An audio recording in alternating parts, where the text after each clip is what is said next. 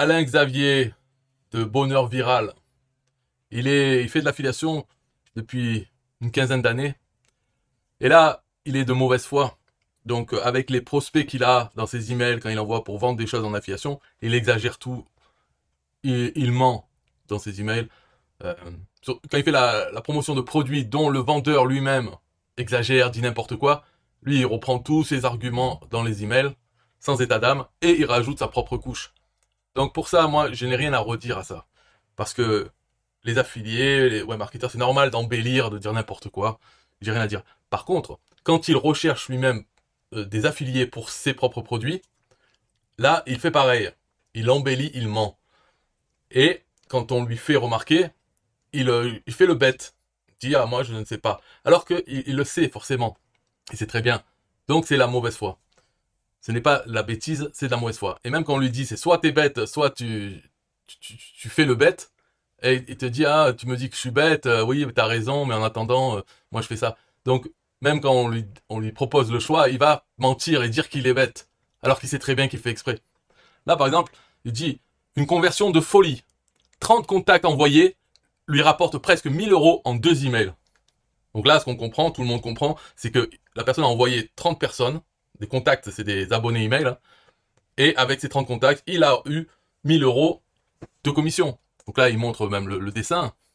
On voit contact 30, commission 915. Donc, déjà presque 1000 €, ouais, presque plus que 900, on va dire. Mais, contact 30. Alors oui, donc il fait le bête, pourquoi? Parce qu'il reprend, ça c'est euh, une capture d'écran de System.io. Dans le tableau de bord du vendeur, on a ses affiliés, et il est marqué combien l'affilié a eu de commissions, combien il a envoyé de contacts pour avoir ses commissions. Mais là, dans ce cadre-là, le contact, c'est bien sûr des gens qui ont payé. Ce n'est pas le nombre d'abonnés email qui ont été envoyés. C'est des clients. Donc il reprend le terme de System.io en sachant que System.io raconte n'importe quoi. Enfin, n'a pas les bons termes. Là, c'est l'exemple pour ça. Hein. 30 contacts. Mais pour avoir ces 30 clients, combien l'affilié a envoyé de contacts, vraiment, pour avoir ces 30 ventes et gagner ses commissions? Ça, ce n'est pas indiqué nulle part. Donc ça laisse à penser qu'avec seulement 30 contacts envoyés, voilà. Et là, quand on lui dit, tu veux dire 30 clients, je suppose, il répond, oui, peut-être, System.io calcule ainsi. Peut-être, il dit. Donc c'est pas peut-être, c'est sûr que c'est 30 clients. Là, on va voir une autre de ces choses, c'est quand Alain Xavier va parler aux affiliés pour leur dire, à toi de voir, voilà, c'est ici. Alors, une conversion de folie, 30 contacts envoyés, et là, il y en a un qui dit, j'ai 800 000 leads actifs.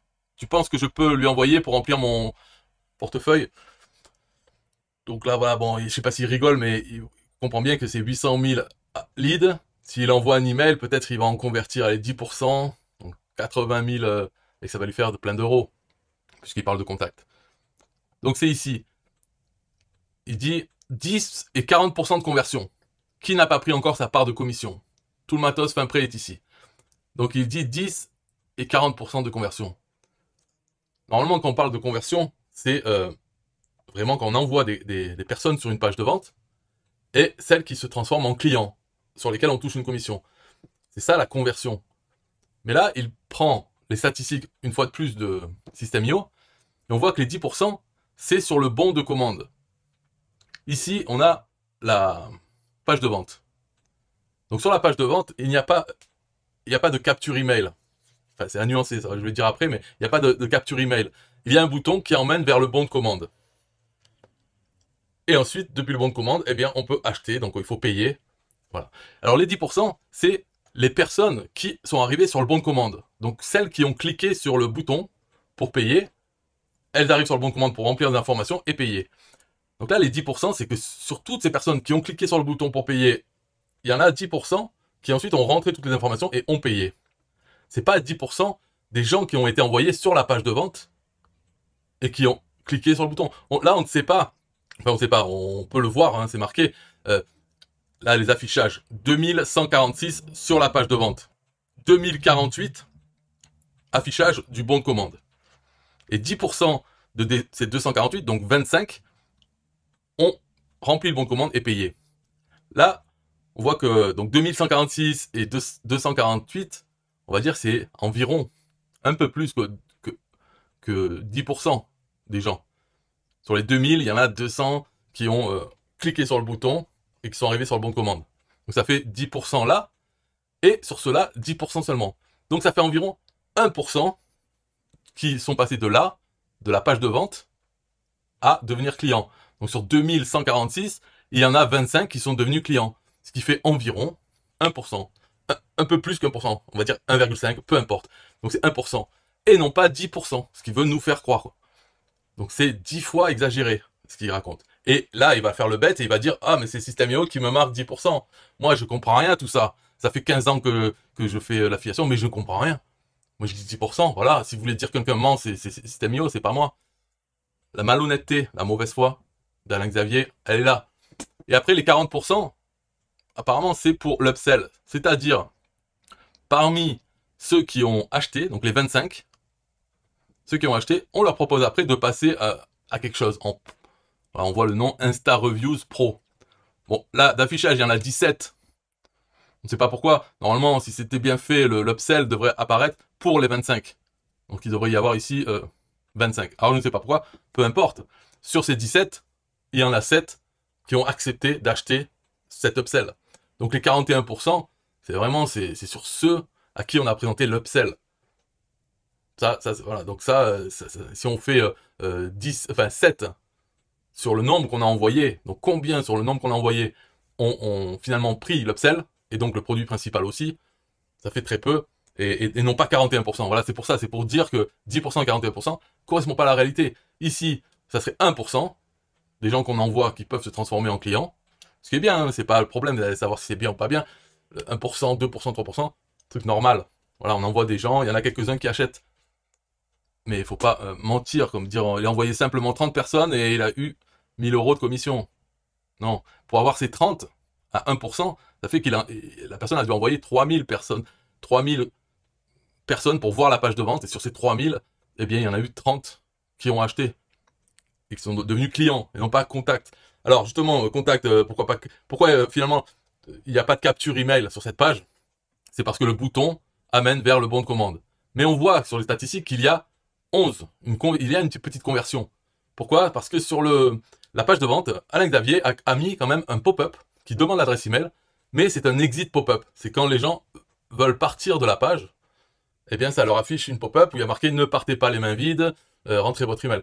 Ça, après ça rentre dans sa liste email. Donc déjà, cet exit pop-up ne devrait même pas être sur cette page. Parce que la conversion, ce n'est pas de rentrer son email, c'est d'acheter le produit en allant sur le bon de commande. Donc déjà, ce truc en plus, c'est une mauvaise foi, c'est pas bien d'avoir mis, parce que si on rentre l'email, un faux email ou n'importe, on n'arrive pas après sur le bon de commande. On est parti sur la page merci normale de sa liste email sur laquelle il va envoyer ses emails pour lui-même faire de la pub pour autre chose. Donc c'est carrément perdu, ça ne devrait pas être sur la page de vente, parce que les affiliés qui envoient des gens dessus veulent des commissions, ne veulent pas remplir la liste email de Alain Xavier. Voilà pour ça, pour l'explication. Et on voit que c'est la mauvaise foi parce que après, par la suite, là encore pareil, une conversion de folie, il remet le même hein, qu'on a vu, 30 contacts envoyés, lui rapporte presque 1000 euros en 2 emails. Ça, c'est ce qu'on a vu tout à l'heure. Donc là, il parle des statistiques mises à jour. C'est la même chose. Lorsqu'on envoie, on est 14% et 43% de conversion, juste dingue. Pas du tout, c'est 1% de conversion. Et ensuite, sur l'upsell, on s'en fout un peu. Parce que 43% sur l'upsell, ok, c'est des clients qui ont déjà payé, qui viennent de payer. 43%, ça n'a rien de... Qu'est-ce qu'il dit de dingue? Que l'upsell transforme à 43%, ok. C'est pas du tout pareil. Donc ces taux n'ont rien à voir avec la réalité. C'est ça que je veux dire. C'est que c'est exagéré de parler de 14% et 43%. Ça n'a aucun rapport avec la vraie conversion qui est d'un peu plus de 1%. Alors, il pourrait pas dire 1%, plus de 1% de conversion, c'est juste dingue. Mais ça, c'est la réalité. Donc, il transforme en 14 et 43%, en se basant sur les statistiques de System.io qui sont vraies, qui sont marquées, mais les statistiques sont... Voilà, on les comprend. Ça n'a rien à voir. On ne parle jamais comme ça. Les gens ne parlent pas comme ça aux affiliés pour leur dire le taux de conversion. On sait très bien que c'est le nombre de contacts envoyés et le nombre de commissions de vente. Et c'est ça le taux de conversion. On va pas prendre le taux de conversion de l'upsell et le mettre en grand, comme si c'était le taux de conversion dont on parle d'habitude. Et même, c'est quand même incroyable, parce que 43% de taux de conversion sur une page de vente d'un produit, ça n'arrive pas, il n'y a pas ça. Donc on voit que c'est du mensonge. Alors bien sûr, c'est ce que disent d'autres. Hein. Et ils disent, voilà, Christopher Fab dit, les affiliés s'en doutent quand même. Oui, bien sûr, on s'en doute. Mais c'est le fait de mentir, d'être obligé de mentir, d'exagérer les choses. Aux affiliés, c'est pas cool. Pourquoi le faire? Pourquoi Alain Xavier fait ça envers les affiliés? Ça va les motiver en quoi? Ils vont juste voir, ok, moi, peut-être son produit se vend, 1%, c'est déjà mieux que zéro. Mais le fait qu'il dit ça, ça donne même pas envie d'avoir affaire avec. Il n'y a pas de respect de son côté. Bon, ben, des produits, il y en a plein. Et il y en a un autre qui me dit, je lui ai déjà expliqué il y a presque un an et il niait en bloc. Le mec assume pas de mentir sur ses conversions. Lui, il a raison, c'est ça. Il a dû prendre le temps d'expliquer qu'il arrête avec tes conneries. Donc il y a un an et il continue quand même à le faire. Et il est de mauvaise foi. Alors, là, il me dit, désolé, je ne t'ai pas connecté. Tu fais une confusion. Les 0,93% que tu vois, c'est pour le petit exit pop-up que j'ai mis sur la page de vente. Donc ça, il me parle de l'exit pop-up dont je n'ai pas parlé avant. J'ai ignoré ce truc, j'ai même pas dit t'as mis un exit pop-up, t'es un enculé, j'ai pas dit ça. J'en ai pas parlé. Là, il me dit, moi ce que j'ai donné dans mon message, je lui ai dit que c'était 1,5% sa conversion, pas 10 ou 40. C'est tout. J'ai pas parlé de la conversion, comme si j'avais juste regardé le graphique, parce que dans son graphique, il y a marqué ici. Non, c'est pas là. Enfin, on l'avait vu tout à l'heure, là, 193. Ici, là, taux de conversion 0,51. Ça, c'est l'exit pop-up. J'en ai pas parlé dans ma réponse, parce qu'il avait dit. Donc, mauvaise foi, il m'embrouille, il essaie de noyer le poisson en me disant tu fais une confusion. Après, il dit, tu sais très bien que la conversion sur ce système IO se mesure à partir de la page de paiement, donc le bon de commande. Et comme tu vois, c'est ça que je montre, je n'ai rien inventé. Si tu as une contestation par rapport à ça, tu devrais le faire auprès de gens de système IO. Alors, dire que je gonfle les données, c'est porter des accusations gratuites. J'ai capturé l'information exacte que m'a envoyé le système et j'ai publié tel quel. Donc là, il fait le bête, il continue à faire ouais, c'est pas moi, c'est eux. Et puis voilà, on sait très bien le taux de conversion, ce n'est pas ça. Donc il le sait, tout le monde le sait. Peu importe ce qui est marqué dans le système IO, qui montre des statistiques vraies, mais par page. Donc la page bon de commande, page de paiement, voilà, combien il y a de conversion pour les gens qui la voient, cette page de paiement. Mais à la limite, si on envoyait directement sur la page de paiement, donc on passait la page de vente, la première, eh bien le taux de conversion baisserait, parce que les gens arriveraient sur le bon de commande, ils seraient pas convaincus d'acheter. Il n'y a aucun argument, c'est juste le paiement. Donc ils ne feraient pas 10% si tout le monde envoyait les contacts là-dessus. Ça serait encore moins que 1%, parce qu'il n'y a pas aucun argument pour convaincre, pour faire vendre. Donc voilà, il le sait très bien, et il fait le bête. Donc je lui dis, ouais alors, soit t'es bête, soit tu le fais exprès. C'est lequel?